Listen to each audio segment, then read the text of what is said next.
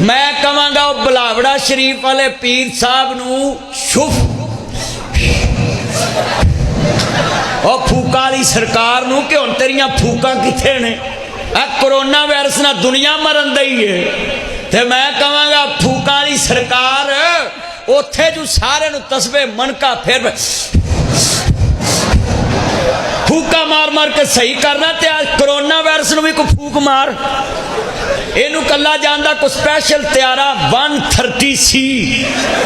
ओदे ते करा के नू कलो चाइना ओदे सूबे वुहान विच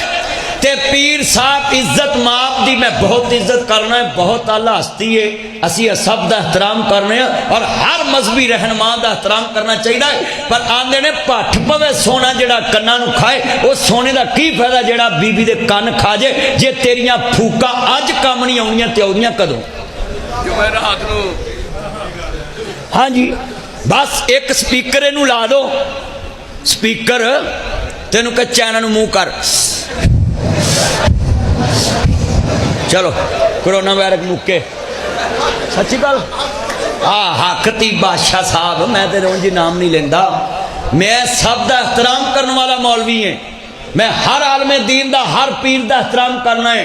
हाँ जी क्यों करना है जेड़े पन्नी कहे वो रल के बह सकते हैं असी मौलवी नहीं रल के बह सकते क्यों जी आ पन्नी कहे कट्ठे सूटा ला लेंगे जिन्होंने ना लभे उन्होंने मुफ्ती लवा देंगे सच्ची गल कर ओए मैं सब नूं कहांगा मेरे दोस्तों सामा ध्यान ऐ जिहड़ा शुभ शुभ बोलो ते अपनी कमर दा इलाज दूजे हस्पताल च कराउण गया आस्ट्रेलिया च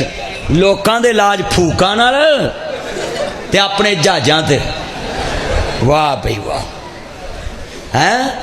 अन्ना वंडे शरीनियां पौं अपने पर करिए की कौम दा ओ जी फूक नाल कैंसर मुकन दिया मां भी अन्नी धी भी अन्नी पुत भी अन्ना अन्ना है जवाई रब ने सानू भाग लाया गो नौ भी अन्नी आई टब्बर ही अन्नी